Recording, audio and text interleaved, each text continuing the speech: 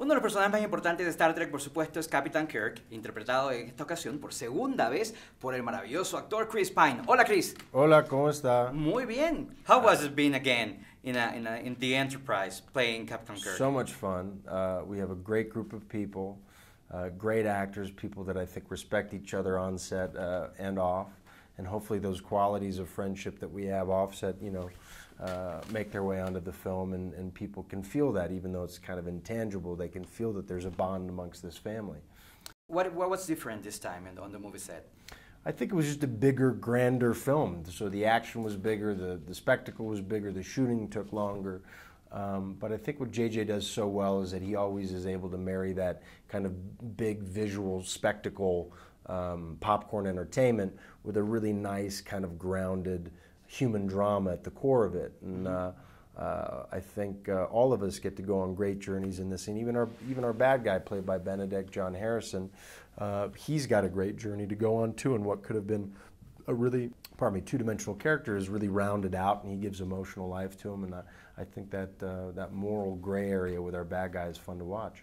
We saw the movie last night, and it was great. I really loved the movie, even though I wasn't a fan of Star Trek. And that might happen to many fans or many moviegoers, that even though they don't know anything about Star Trek, they just go to see this one, and they are going to have a ride. The ride of their life, because it's a great movie. You laugh, you cry, you get into the action. Do you think that's part of the success of this movie? Well, I think you nailed it. Is that I think for many years Star Trek, just by the name Star Trek, just by the fact that it was science fiction, I think it alienated a lot of people because the fan base was so fervent and so protective that people just felt like maybe it wasn't for them. And the fact that the brain trust, creative brain trust we have behind the film between JJ and Damon Lindelof and Bob Orsi and Alex Kurtzman, it's equal parts fan and non-fan. So if you go into this film and you are a fan, I promise you, whether you disagree with it or not, you will find plenty in there to discuss, to pick apart, to analyze again and again, to go see the movie again, to figure out the references, because there are plenty in there. And if you're not, you don't need to know any of that. Yeah. And this film, like you said, is science fiction, but it's also earthbound drama. It's a thriller. There's tons of romance between Zach's characters, Spock and Uhura. There's comedy. This is a lighter, this has that light, fun, popcorn entertainment touch that JJ brings to his work. It is. Have you had diehard fans coming to you like saying, that's not the way you should have played him, or that's not what he might do?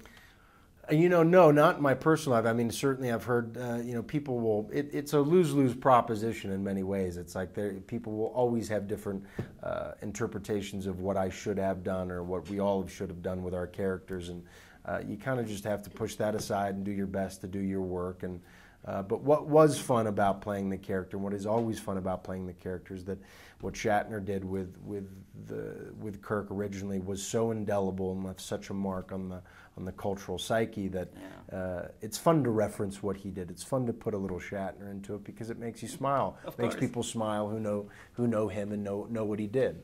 Have you talked to William Shatner about the character, about what you've been doing? No, he sent me a letter very early on in the process, the first time, and introduced himself and was very warm in his welcome of me and the rest of us into the fold. And I've seen him a couple times since. I did a documentary with him called the Captains, where he got all the various captains of all the various incarnations of the starships together to talk, and I found him to be very warm and very inquisitive and really quite welcoming.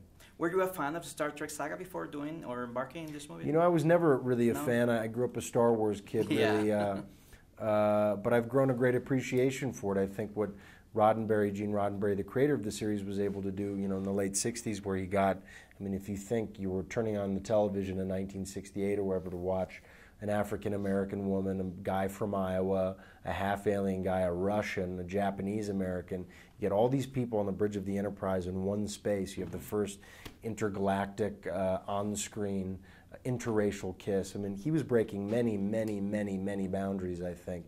And his vision for what the world could be when people come together and work together is something that's a good reminder for all of us. That's a good metaphor about life, about living of course. Every day. Yeah, totally. Abrams is doing Star Trek. Would you Star Wars? Next. Would you like him to call you Would you embark on Star Wars? Oh no, man! I think I've bitten off more than I can chew playing Captain Kirk. But I wish him all the best and can understand why someone like himself, who's a fan of cinema, who's a fanboy at heart who loves Star Wars. You know, when he was given the keys to the kingdom, how can you blame a guy for not wanting to take it on? And if there's one person that can do that job, it's definitely JJ. Yeah, well, thank you very much. Thank you very Hope much to see you in the third part, because it's going to be great. If this one was great, the next one is going to be great. I hope so.